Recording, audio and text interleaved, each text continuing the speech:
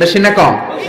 তর্ক করতেই থাকবে হাত্তা দাখালাহুল্লাহুল জান্নাহ, যতক্ষণ না রব্বুল আলামিন ওই লোকটাকে জান্নাতি বলে সার্টিফিকেট না দেয়। পড়তে রাজি আছেন সূরাতুল মুলক? এজন্য বিশ্বনবী বলতেন, মান কারা বিহা ফি লাইলা, রাতে যে সূরাটা তেলাওয়াত করবে তার আমলনামার মধ্যে সওয়াব দিয়ে পূর্ণ করবে কে? আল্লাহ। এজন্য বিশ্বনবী দরদ মাখা কণ্ঠে বলেছেন, আমি চাই আমার প্রতিটা উম্মতের হৃদয়ে এই সূরাতুল মুলকটা গাথা থাক। আমি চাই এই সূরাটা আমার প্রতিটা উম্মতের কলিজায় লিপিবদ্ধ থাক। আমি চাই 30টা আয়াতের এই সূরাতুল মুলক আমার প্রতিটা উম্মতের সিনার মধ্যে লিপিবদ্ধ থাক। সুবহানাল্লাহ।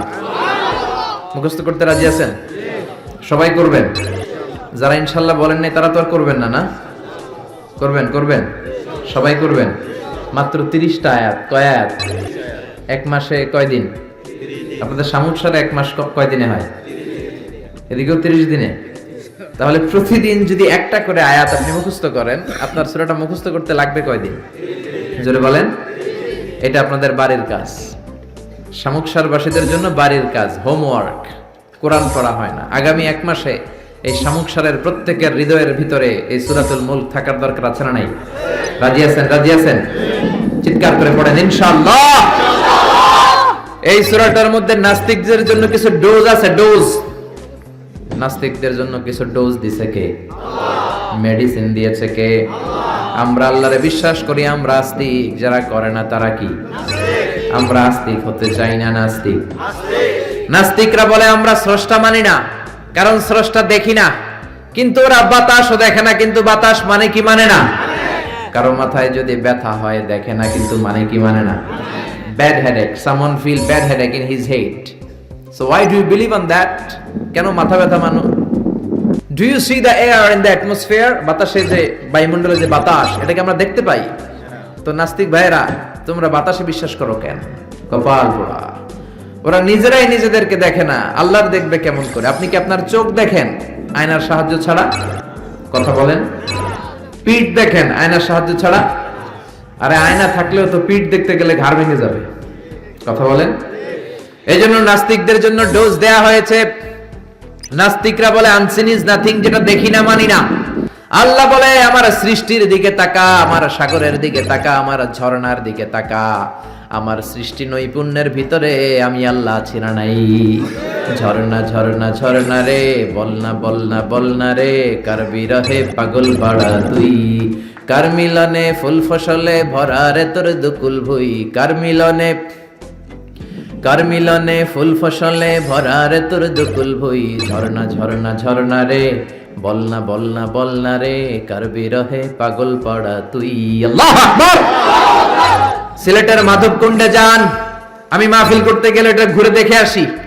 250 ফিট উপর থেকে জলপ্রপাত, দিন নাই রাত নাই, ঝড়ো ঝড়ো কলো কলো টানে ঝর্ণা ঝরে। এই ঝর্ণার তৈরিকারী কে? আল্লাহ। সাগরের প্রচন্ড উত্তাল ঢেউ। কক্সবাজারে যাবেন, 155 kilometre, the longest sea beach ever in the world. পৃথিবীর সবচাইতে বড় সমুদ্র সৈকত বাংলাদেশে দিয়েছে কে? আল্লাহ। আলহামদুলিল্লাহ করবেন না?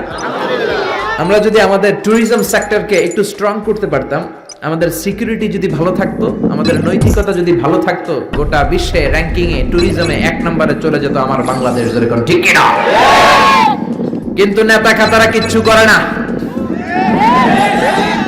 দেশকে আগাতে চায় না, আগায় নেয় নিজের পেট শুধু আগায়।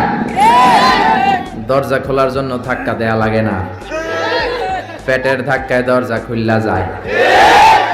সবাই আবার এক পাল্লায় মাইপেন না। আপনাদের রেলমন্ত্রী অনেক ভালো মানুষ, এই যে এখনো তো মাহফিল করতে দিচ্ছে উনি। অনেক জায়গায় আমাদের মাহফিল বন্ধ করে, উনি তো অনুমতি দিয়েছে। ঠিক কিনা? ঠিক কিনা? এই জন্য যারা কোরআনের পক্ষে তাদের জন্য আমাদের দোয়া আছে না নাই? আর যারা বিপক্ষে তাদের জন্য বাঁশ আছে না নাই? কি দিবেন? দিবেন?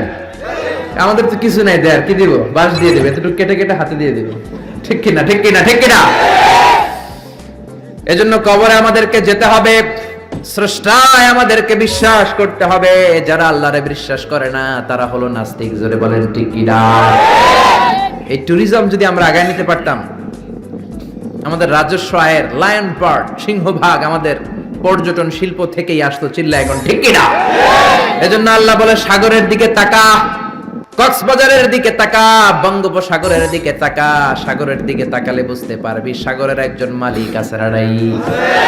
কুফা নগরীতে এক নাস্তিক ছিল, উল্লুক্কা পাঠা। কয় আমি মানি না, কাউরে মানি না, কাউরে মানি না, আমি স্রষ্টা মানি না। কেন মানো না? কয় দেখি না, মানি না। কুফার লোকেরা বলল আমাদের একজন ইমাম আছে, নাম নু'মান। কি নাম? নু'মান ইবনে সাবিত। উনি যদি তোমার সাথে তর্ক করে উনি তোমারে মানায় দিতে পারবে। সুবহানাল্লাহ। সে কয় পৃথিবীর কেউ আমারে বুঝাতে পারবে না, আমি মানি না। ঠিক আছে, তর্ক হবে। ডেট দেয়া হলো জুমাবার। জুমার নামাজের পরে নাস্তিক আসবে আল্লাহর বিপক্ষে, সাইয়েদনা ইমাম আবু হানিফা আসবে আল্লাহর পক্ষে। তর্ক হবে জুমার নামাজের পর। এরকম হাজার হাজার মানুষ। নাস্তিক এসেছে, আসে নাই ইমাম আবু হানিফা, 2 ঘন্টা লেট করে আসছে। নাস্তিক তো রেগে মেগে আগুন। কিরে, এই লোকের যার সময়ের জ্ঞান নাই তার সাথে কিসের তর্ক? জামিয়া, সময়ের কোনো জ্ঞান নাই, আমি তর্কে বসবো না। সাইয়েদনা ইমাম আবু হানিফা বললেন আমার ওজোর আপত্তি আছে। আমি যখন ঘর থেকে বের হই আমার বাড়ির সামনে আছে বিশাল নদী, নদী পার হয়ে আসতে হয়। আজকে নদীর সামনে এসে দেখি কোনো নৌকা নাই, গাছ নাই, লোক নাই, মানুষ নাই, কিচ্ছু নাই, ধুধু প্রান্তর। নৌকা নদীর সামনে যেয়ে দেখি নদীর একেবারে এক পাশে বিশাল একটা বড় ধরনের গাছ। হঠাৎ দেখলাম গাছটা এমনি এমনি 2 ভাগ হয়ে গেল। হঠাৎ দেখি এমনি এমনি গাছের ভেতর থেকে কাঠ বেরোলো, তক্তা বেরোলো। হঠাৎ দেখলাম এমনি এমনি তক্তা 2টা জোড়া লেগে নৌকা হয়ে গেল। মাঝি নাই, লগি নাই, বৈঠা নাই, মাঝি ছাড়া নৌকার মধ্যে বসলাম। মাঝি ছাড়া নৌকা আমাকে নদীর এপার থেকে টান দিয়ে ওপার নিয়ে গেল। এই প্রসিডিউরটা হতে আমার 2 ঘন্টা সময় লাগছে, 2 ঘন্টা লাগছে, এই জন্য দেরি হয়েছে। নাস্তিক কয় তোদের ইমাম ডাইল খাইছে, ডাইল কি খায় আসছে জিজ্ঞেস কর, মাথা ঠিক নাই। এমনি এমনি গাছ কাটে নাকি? এমনি এমনি তক্তা জোড়া লাগে নাকি? করাত ছাড়া গাছ কাটা যায় নাকি? মিস্ত্রি ছাড়া নৌকা হয় নাকি? মাঝি ছাড়া নৌকা চলে নাকি? এমনি এমনি কিচ্ছু হয় নাকি? ইমাম আবু হানিফা বললেন এই তো আপনি লাইনে আসছেন, এমনি এমনি কিচ্ছু হয় না। তাহলে আকাশ কেমন করে এমনি এমনি হলো? বিশাল সাহারা মরুভূমি কেমন করে এমনি এমনি হলো? বিশাল তুর পাহাড় কেমন করে এমনি এমনি হলো? বায়ুমণ্ডল, নবমণ্ডল, ভূমণ্ডল, মহাবিশ্বয়ে বসুন্ধরা কেমন করে এমনি এমনি হলো? সুবহানাল্লাহ। নাস্তিক ভেজালে ঝামেলার মধ্যে পড়ে গেছে। হায় হায়, এরকম করে তো ভেবে দেখি নাই। আসলেই তো তার চিন্তার জগতে আন্দোলন শুরু হয়েছে। তার ঘুমন্ত বিবেককে তিনি জাগিয়ে দিয়েছেন। ইমাম আবু হানিফার কথা শুনে নাস্তিকের মুখ দিয়ে কোনো কথা নাই, মনে মনে কয় আসলেই তো আমি একটা উল্লুকা পাঠা। সাইয়েদনা ইমাম আবু হানিফাকে বললেন আমাকে মাফ করে দেন, কোনদিন এমন করে ভাবি নাই। আসলেই তো এমনি এমনি আকাশ হয় না, এমনি এমনি বাতাস হয় না, এগুলোর একজন স্রষ্টা থাকার দরকার আছে না নাই? নাস্তিক বলে ও নু'মান ইবনে সাবিত, আর দেরি করার দরকার নাই, আমাকে আপনি পড়িয়ে দেন লা ইলাহা ইল্লাল্লাহু মুহাম্মাদুর রাসূলুল্লাহ সাল্লাল্লাহু। কালিমা পড়ে মুসলমান হয়েছে। এজন্য ওয়াজাদিলহুম বিল্লাতি হিয়া আহসান। আপনি হিকমতের সাথে, প্রজ্ঞার সাথে, বুদ্ধিমত্তার সাথে, ইন্টেলেকচুয়াল পাওয়ার খাটিয়ে নাস্তিকদের সাথে তর্ক করবেন, তাহলে ওদেরকেও হেদায়েতের রাস্তায় তুলে দিতে পারে কে? এই নাস্তিকদের জন্য কিছু ডোজ, কিছু মেডিসিন আল্লাহ সূরাতুল মুলকে দিয়েছে। যদি শেষ পর্যন্ত এরকম নীরব হয়ে আপনারা বসে থাকেন, আমরা একসাথে শুনবো। পড়েন ইনশাআল্লাহ, আর জোরে ইনশাআল্লাহ। সূরাতুল মুলক মাক্কি সূরা, আয়াত মাত্র 30টা, 29তম পারার প্রথম সূরা, রুকু আছে 2টা। কয়টা? 2টা। মুলক মানে হচ্ছে ক্ষমতা, মুলক মানে পাওয়ার, মুলক মানে কিংডম, মুলক মানে অথরিটি, মুলক মানে সভরেইনটি। আল্লাহ শুরু করলেন তাবারাকাল্লাযী বিয়াদিহিল মুলকু ওয়া হুয়া আলা কুল্লি শাইইন কাদির। সুমহান সেই সত্তা যার হাতে ক্ষমতা, আর ওয়া হুয়া আলা কুল্লি শাইইন কাদির, তিনি সব কিছু করতে পারেন। তিনি কে? আল্লাহ। খেয়াল করে বুঝবেন, আল্লাহ বললেন বিয়াদিহিল মুলকু, তাবারাকাল্লাযী, সুমহান সেই আল্লাহ, বিয়াদিহিল মুলকু, তার হাতে ক্ষমতা। ক্ষমতা কার হাতে? আল্লাহ। জোরে কোন কার হাতে? আল্লাহ। নাকি আপনাদের হাতে? আপনারা তো কোন সব ক্ষমতার মালিক, আমি খায়া ফেলামু, সব খায়া ফেলাইব। সব ক্ষমতার মালিক আমি, আমার দাপট। আল্লাহ কয় তোর কোনো দাপট নাই, দাপট কার? বিয়াদিহিল মুলকু, ক্ষমতার মালিক তিনি, আমাদের কোনো ক্ষমতা নাই। ক্ষমতার মালিক হলেন আমাদের আল্লাহ, ঠিক কিনা? কিসের আবার আমাদের ক্ষমতা? আমরা তো দুর্বল। ওয়া খুলিকাল ইনসানু দাঈফা, আমাদেরকে দুর্বল করে বানালো কে? ছোট্টবেলায় ছিলাম দুর্বল, নিজের পেশাব নিজে খেয়েছি, নিজের পায়খানা নিজে খেয়েছি। আবার 80 বছর যদি হায়াত পায়, হেও নিজের পায়খানা নিজে খায়, নিজের পেশাব নিজে খায়, ঠিক কিনা? শুধু দুর্বল না, দুর্বলের ঘরের দুর্বল, জোরে কোন ঠিক কিনা? কেমন করে আপনার হাতে ক্ষমতা? আপনার যদি পেটের মধ্যে ব্যথা হয়, আপনার যদি ডায়রিয়া হয়, বিছানায় পড়ে গড়াগড়ি খান কি খান না? সিলাসিলি করেন কি করেন না? আই মরি যাই, মারে মাফ করে দে, আছে না নাই?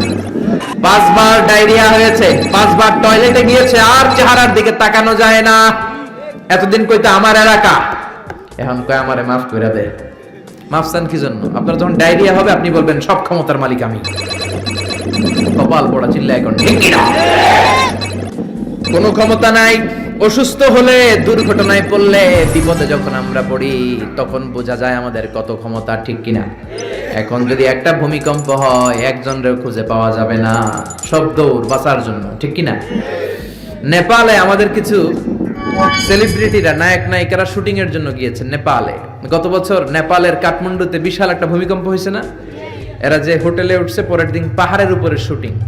পাহাড়ে 10টার দিকে যখন উঠলো, উইঠা শুটিং শুরু করছে। দুনিয়াকে মজা লেলো, দুনিয়া তোমারই হ্যাঁ। আল্লাহকে মজা জনমের মতো লয়ে আলো, আমি খেলা দেখাইতেছি। আল্লাহ পুরো কাঠমান্ডুটাকে, শহরটাকে নাড়ায় দিলেন। পাহাড়ি শহর তো। নায়িকারা বলতেছে হঠাৎ আমরাও নাচতেছি, পাহাড়ও নাচতেছে। এরপরে আমরা নাচ থামাইলাম, দেখি পাহাড় থামায় না, পাহাড় নাচতেছে। এবার আমরা শুয়ে পড়লাম, জমিনের মধ্যে বসে পড়লাম, পাহাড় দুলতে শুরু করেছে। বুঝতে পারলাম ভূমিকম্প। মাত্র 2 কিলোমিটার দূরে আমাদের রেখে আসা হোটেল, হোটেলে আমাদের জিনিসপত্র, লাগেজ, কাপড় চোপড়। হোটেলের দিকে তাকায় দেখি 1 সেকেন্ডের ব্যবধানে পুরো হোটেলটা মাটির সাথে মিশে মেসাকার। এক ভূমিকম্পের ধাক্কায় পুরো হোটেলটা মেসাকার। চিল্লায় পড়েন আল্লাহু আকবার। নেপালে যারা ভ্রমণ করেছেন দেখবেন বড় বড় মূর্তি পদ্মাসনে বসে থাকে। এই ইরান, ইরানের উপরে ইরান, ইরানের উপরে করে এইভাবে বসে থাকে। বিশাল বড় বড় মূর্তিগুলোর সামনে দুধ আছে, কলা আছে, আম আছে, মিষ্টি আছে না নাই? কিন্তু কিচ্ছু খাইতে পারে না, জোরে কোন ঠিক কিনা? যারা সকালবেলায় মিষ্টি দেয়, রাতের বেলায় চুরি করে ওরাই খায়, ঠিক কিনা? যতগুলো মূর্তি ছিল সব শেষ। এই মূর্তির সামনে যে ওরা বলতো ওম শান্তি ওম, কিন্তু মূর্তিগুলাই শেষ। দাওয়াত তালিব ওয়াল মাতলুব, যাদের কাছে তোমরা চাও তারাও দুর্বল, যারা চায় তারাও দুর্বল। সবল একজন, তিনি কে? আল্লাহ। পুরো কাঠমান্ডু শহরটারে আল্লাহ নাস্তানাবুদ করে দিলেন। এক লোক রাস্তায় বসে কাঁদে, চিৎকার করে, সাথে 2টা বাচ্চা। সবাই তারে জিজ্ঞেস করে কাঁদেন কেন? প্রশ্ন করলেই খালি চোখের পানি ছাড়ে। সাংবাদিকরা, টেলিভিশনের লোকেরা এসে বলে আপনার কি হয়েছে, কাঁদেন কেন, কি নাম? কয় আমার নাম অমুক, আমি এই এলাকার সবচেয়ে প্রতাপশালী লোক ছিলাম। গতকালও আমার 2টা 5তলা বাড়ি ছিল, 2টা গাড়ি ছিল, 3টা শপিং মল ছিল, টাকার কোনো অভাব নাই। ভূমিকম্পের ধাক্কায় সব মাটির ভেতরে নিয়ে গেছে কে? আল্লাহ। গতকাল আমি প্রতাপশালী, আজকে আমি ফকিরের ঘরের ফকির, ঠিক না? কিচ্ছু নাই। ছেলেগুলোরে খাওয়াবো কি? ত্রাণের খাবার নেয়ার জন্য লাইন ধরেছি। প্রতাপশালী মানুষ ধাক্কাধাক্কি করতে পারি? খাবারও জোটে না। গত 3 দিন আমার পেটের ভেতরে কোনো দানা পানি পড়ে নাই। কি খাওয়াবো ছেলেগুলারে? এরকম ভূমিকম্প দিয়ে বাংলাদেশটারও আল্লাহ শেষ করে দিতে পারে কি পারে না? এজন্য ক্ষমতার মালিক একজন, তিনি কে? আল্লাহ। আর কোনদিন বলবেন আমরা ক্ষমতার মালিক? পিছন থেকে কেউ যদি বলে হুজুর সাপ, প্যান্ডেলের ভিতরে কি সাপ, ভয় লাগে? আমি দুষ্টামি করে বলছি, তাতে অনেকে ভয় পেয়ে গেছে। আসলে যদি একটা সাপ ফস করে আসে, একটাও থাকবে না। মিছিল দিয়ে একটা কোরআন বাস্তবায়ন করে ফেলাম। সাপ ফস করলে কয় আমি নাই, আসরা নাই। বোমা হামলা যখন হয় সমাবেশের মধ্যে, সমাবেশের শুরুর দিকে গরম গরম ভাষণ, সব উল্টায় ফেলামো। একটা পেট্রোল বোমা মারলে কাউরে খুঁজে পাওয়া যায়? আরে রিকশার টায়ার পাংচার হলে লোকজন লাফ দিয়ে ওঠে। আমি কত লাফ দিছি। আমি তো বিভিন্ন জায়গায় তাফসীর মাহফিলের জন্য বিভিন্ন জায়গায় যাই। গতকাল ছিল আমার কক্সবাজার, আগামীকাল ঢাকায়, পরশু কিশোরগঞ্জের, এই যে আমরা যে ঘুরি রাতে অনেক সময় দুর্ঘটনা ঘটে, দেখি যে লরি ট্রাক গুলো পড়ে আছে, আবার ট্রাকের টায়ার পাংচার হয়ে যায়। আমি কত লাভ দিয়ে উঠছি, ড্রাইভারের জিজ্ঞেস করি আওয়াজ কিসের, কয় হুজুর টায়ার পাংচার হয়েছে। এক টায়ার পাংচারে আজারি লাভ দিয়ে ওঠে। সবার একই দশা, দুর্বল, কোনো ক্ষমতা নাই, ক্ষমতার মালিক কে? সবচেয়ে ক্ষমতা দেখায় বর্তমানে যে বেয়াদবটার নাম কি? Donald Trump. ওর একটা ভাষণে কে যেন একটু আওয়াজ করছিল নাকি আল্লাহু আকবার বলছিল, লাভ যে তিনটা দিছে দেখছেন আপনারা? স্পেশাল সিকিউরিটি ফোর্স এসে কয় স্যার আমরা আছি, কয় আমি তো নাই। কে আওয়াজ করলো? কয় স্যার ভিতরে ঢুকেন। 3-4টা টাইনা ধরে ভিতরে ঢুকাইছে। একজন বিয়োগলে একটা বাঁশিতে ফু দিছে, আরেকজন কইছে আল্লাহু আকবার। ট্রাম্পের পায়জামা গরম করে দিছে কে? আপনি যত ক্ষমতার অধিকারী হন, বিপদে পড়লে জিকির করতে হয় একজনের, তিনি কে? এজন্য আল্লাহ বললেন তাবারাকাল্লাযী বিয়াদিহিল মুলকু ওয়া হুয়া আলা কুল্লি শাইইন কাদির। সুমহান সেই সত্তা যার হাতে ক্ষমতা। ক্ষমতা কার হাতে? আমাদের ক্ষমতা নকল ক্ষমতা, আসল ক্ষমতার মালিক কে? আমরা প্রধানমন্ত্রী হলে, প্রেসিডেন্ট হলে কোন দেশে ক্ষমতায় বসি 5 বছরের মেয়াদে, কোন দেশে বসে 10 বছরের মেয়াদে। আল্লাহ ক্ষমতায় বসছে কয় বছরের মেয়াদে? 20 বছর, 50, 100, আজীবন মেয়াদ। সুবহানাল্লাহ কইবেন না? আল্লাহ বলেন হুয়াল আউয়ালু ওয়াল আখিরু ওয়াল যাহিরু ওয়াল বাতিন ওয়া হুয়া বিকুল্লি শাইইন আলিম। আমি প্রকাশ্য, আমি গোপন, আমি প্রথম, আমি শেষ। অনাদিকাল থেকে আমি আল্লাহ ক্ষমতার চেয়ারে বসা, অনন্তকাল পর্যন্ত থাকবো। তিনি কে? আমাদের মতো উনার 5 বছরের মেয়াদ না যে 5 বছর শেষ, আবার জরুরি অবস্থা, সেনা মোতায়েন, নির্বাচন, আবার আমার ভাই তোমার ভাই। আল্লাহর কি এই সিস্টেম? জোরে বলেন, জোরে বলেন। আমার আল্লাহর আজীবনের মেয়াদ চিল্লায় কোন ঠিক কিনা? আবার পৃথিবীর অনেক দেশের ডেমোক্রেটিক সিস্টেমে ক্ষমতায় আসতে হয়, মানে ভোটে জিতে আসা লাগে। আল্লাহ তো ভোটে জিতে আসছে নাকি? আল্লাহ ভোটে আসছে। আবার অনেক দেশের ডিক্টেটরশিপ, স্বৈরাচারী পদ্ধতিতে ক্ষমতায় বসে। আল্লাহ কি স্বৈরাচারী পদ্ধতিতে আসছে?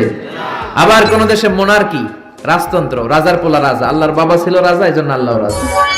এজন্য আল্লাহ বলে খবরদার, কুল হুয়াল্লাহু আহাদ আল্লাহুস সামাদ লাম ইয়ালিদ ওয়া লাম ইউলাদ ওয়া লাম ইয়াকুল লাহু কুফুয়ান আহাদ। আমি জন্ম দেই নাই, কারো কাছ থেকে জন্ম নেই নাই, চিরকাল আমি ক্ষমতার চেয়ারে বসা। ঠিক কি না? এজন্য আল্লাহ বললেন তাবারাকাল্লাযী বিয়াদিহিল মুলকু ওয়া হুয়া আলা কুল্লি শাইইন কাদির। সুমহান সেই সত্তা যার হাতে ক্ষমতা। ক্ষমতা কার হাতে? আবার বাংলাদেশের রাজনৈতিক প্রেক্ষাপটে জোট যার বড়, ক্ষমতা তার বড়। জোরে কোন ঠিক কিনা? এদেশে জোটের রাজনীতি আছে না নাই? প্রথমে শুরু হইলো 4 দলীয় জোট, বুঝতেছেন? এরপরে কত? 14 দলীয়, তারপরে 20 দল, এবার মহাজোট, সামনে হবে মহাজোট। ঠিক কিনা? আল্লাহ তো জোটে ক্ষমতায় আসছে। আল্লাহ এরকম জোট করে আসছে, কোয়ালিশন করে আসছে। আল্লাহ বলেন ওয়ালাম ইয়াকুল্লাহু শারীকুন ফিল মুলকি ওয়া কাব্বিরহু তাকবীরা। আমি আল্লাহর জোট নাই, আমি আল্লাহর শরীক নাই, আমি আল্লাহর ক্ষমতায় কোনো অংশীদার নাই, আমি একাই সব ক্ষমতার মালিক। সুবহানাল্লাহ। এজন্য কখনো বলবেন না ক্ষমতার মালিক আমরা, বলবেন ক্ষমতার মালিক কে? আবার পৃথিবীতে দেখবেন অনেক দেশে আন্দোলন করে ক্ষমতা চেয়ার থেকে নামানো যায় কি যায় না। আমি মিশরে ছিলাম 5 বছর, হুসনি মুবারক প্রেসিডেন্ট, ওরা আন্দোলন করে ওনাকে ক্ষমতার গদি থেকে নামায় ফেলছে। তো আমরাও তো একটা চমৎকার আন্দোলন করলে আল্লাহর নামায় ফেলতে পারবো না? জিনেরা যদি বলে আমরা মানুষের সাথে আছি, আল্লাহরে মানি না, পারবো? ফেরেশতারা যদি বিদ্রোহ করে তাহলে পারবো? তাহলে পারবো না। আল্লাহ বলে ওয়া আন্নাকুম গায়রু মুজিজিল্লাহ।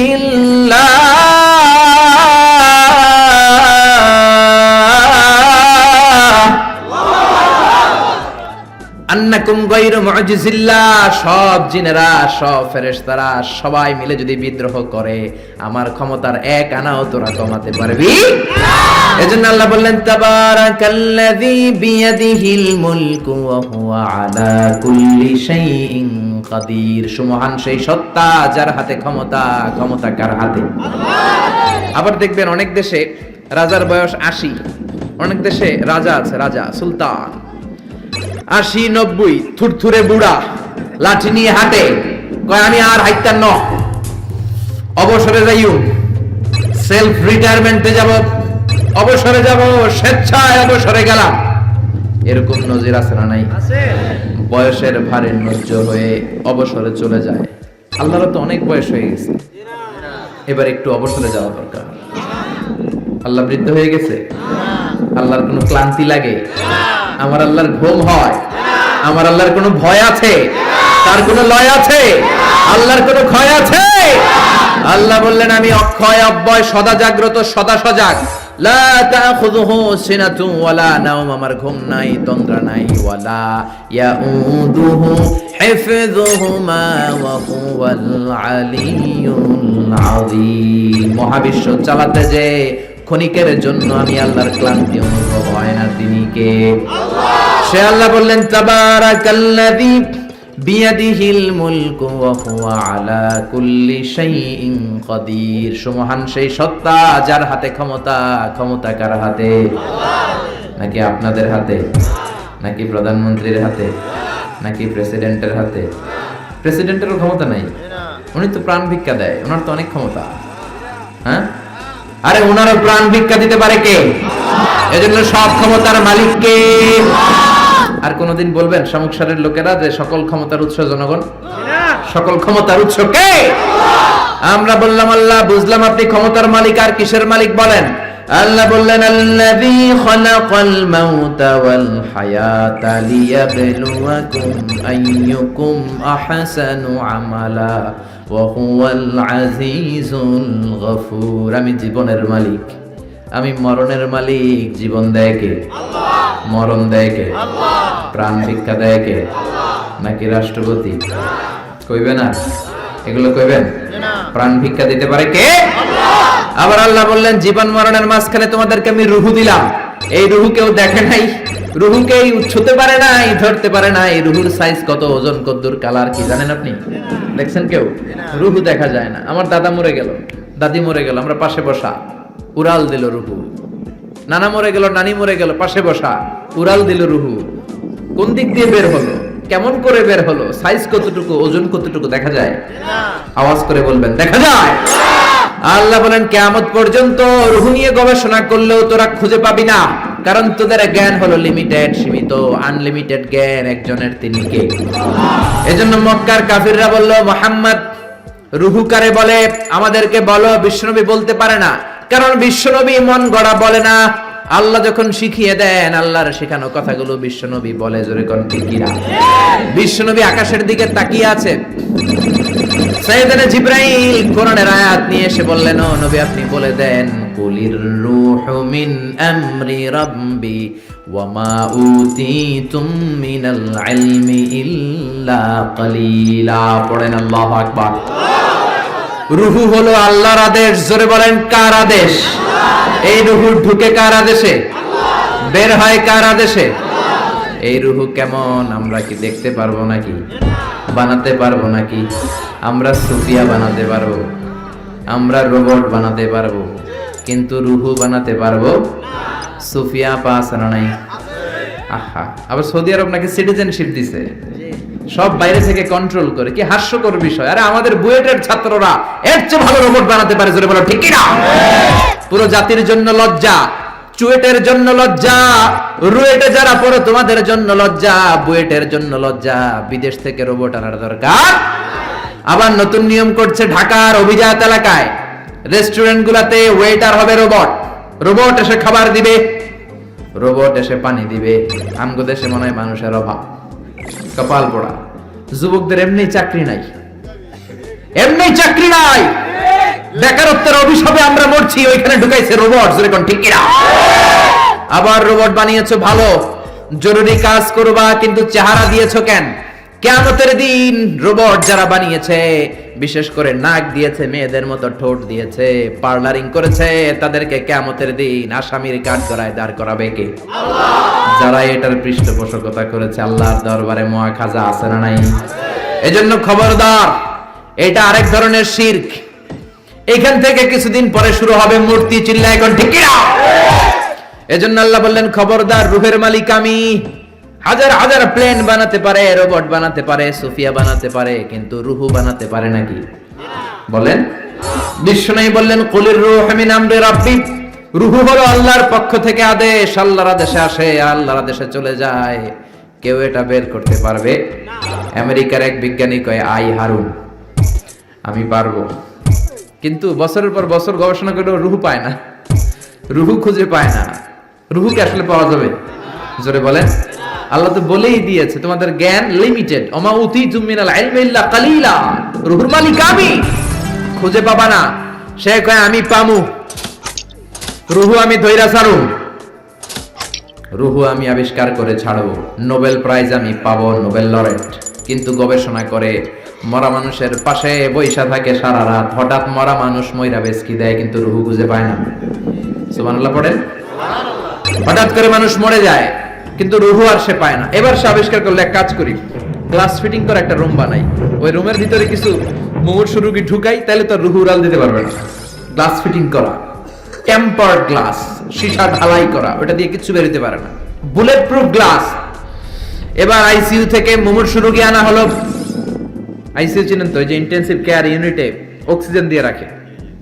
মেডিকেল টিমের প্রধান বলে, ইউনাইটেড স্টেটস অফ আমেরিকার মেডিকেলের প্রধান কয়েক গ্লাস ফিটিং করা রুমের ভিতরে ঢুকানোর পরে রোগীর পালস মাপ দেখে, পালস আছে মানে বেঁচে আছে। পালস চিনেন তো, ওই যে ধপ ধপ করে, জন্মের পর থেকে অলিন্দ নিলয় আছে না নাই, সিস্টোলিক ডায়াস্টোলিক আছে না নাই, এটা না থাকলে বাঁচবেন? কি হইবেন? ঠুস হবেন। হায় রে মানুষ রঙিন ফানুষ, দম ফুরাইলে তবু তো ভাই কারোরই নাই একটুখানি। হায় রে মানুষ রঙিন ফানুষ, রঙিন ফানুষ, হায় রে মানুষ। আল্লাহু আকবার। রুহু খুঁজে পাওয়া যাবে না। রুহু ধরার জন্য গ্লাস ফিটিং করা রুমের ভিতরে মুমূর্ষু রোগী ঢুকানো হলো। চেক দ্য বিপি, বিপি মানে ব্লাড প্রেশার মাপো, ওকে। চেক হিজ ওয়েট, ওজন মাপো। ওজন স্কেলে শোয়ানোর পরে মুমূর্ষু রোগীটার ওজন দেখা গেল 80 কেজি। কয় কেজি? সবাই বলেন কয় কেজি? এবার মেডিকেল টিমের প্রধান বলে গ্লাস বন্ধ কর, অক্সিজেনের মাস্ক খুলে নে। সবাই বলল অক্সিজেন খুলে ফেললে মরে যাবে। মেডিকেল টিমের প্রধান কয় মরু, না মরলে রুহু পামু কেমনে? আমার রুহু লাগবে। কি লাগবে? সবাই বলেন। মাস্ক খোলা হলো, ছটফট করতে করতে লোকটা মরে যায়। এবার লাশ বের করা হলো। বের করার পরে বিপি চেক করে, মানে ব্লাড প্রেশার। মরার পরে আর থাকে? ধাক্কাটা থাকে, কিন্তু ওজন থাকে কি থাকে না? টিমের প্রধান বললো ওজন চেক কর। ওজন স্কেলে শোয়ানো হলো। মরার আগে ওজন ছিল কয় কেজি? এখন ওজন দেয়া দেখে হয়ে গেছে 78 কেজি। কয় কেজি কমছে? কয় কেজি? টিমের প্রধান কয় পাইছি। কি পাইছেন? কয় ওইডা। কয় কোনডা? কয় রুহু। কেমনে পাইলেন? কয় মরার আগে ছিল 80 কেজি, মরার পরে 78 কেজি, তার মানে কমছে 2 কেজি। যেইটা উড়াল দিছে ওইটাই 2 কেজি, ওইটাই রুহু পেয়েছে, আমি পেয়েছি। কিন্তু বিজ্ঞানীদের নিয়ম হচ্ছে একটা এক্সপেরিমেন্ট করে আপনি ফাইনাল জাজমেন্ট দিতে পারবেন, আরো নমুনা সংগ্রহ করতে হবে। আর একটা মুমূর্ষু রোগী ঢুকা, বিপি চেক কর, বিপি আছে, ওজন মাপ, ওজন 70 কেজি। দ্বিতীয় মুমূর্ষু রোগীটার ওজন কয় কেজি? কথা কয় না, কথা কয় না। কয় কেজি? 70 কেজি। ওইটারও মুখোশ খুলে ফেলা হলো। অক্সিজেনের অভাবে ওই লোকটাও মরে যায়। মরা লাশ বের করার পরে কয় চেক দা বিপি, বিপি মাপ। কয় বিপি নাই, মরে এটা ভূত হয়ে গেছে। এবার ওজন মাপ। মরার আগে ওজন ছিল 70 কেজি, এবার মরার পরে ওজন দেয়া দেখে হইছে 71 কেজি। কই যাইব এখন? কোন দিকে দৌড় দিব? আগেরটা ছিল 80, মরার পরে 78, 2 কেজি কমেছে। তার মানে রুহু উড়াল দিয়েছে। রুহুর ওজন ছিল 2 কেজি, এটা মরার আগে 70 কেজি, মরার পরে হয়ে গেছে 71 কেজি। বাড়লো কেমনে? আল্লাহকে কিয়ামত পর্যন্ত তুই বিপি চেক করতে পারবি। কিয়ামত পর্যন্ত টেম্পার্ড গ্লাসের রুমের ভিতরে ঢুকিয়ে মুমূর্ষু রোগী নিয়ে গবেষণা করতে পারবি, মাগার রুহু খুঁজে পাবি না। আমা উতিতুম মিনাল ইলমি ইল্লা কালিলা।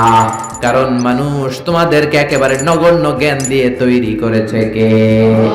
তোমরা রোবট বানাতে পারো, সুফিয়া বানাতে পারো, কিন্তু সুফিয়ার ভেতরে রূহ দিতে পারে নাকি? কথা বলেন পারে?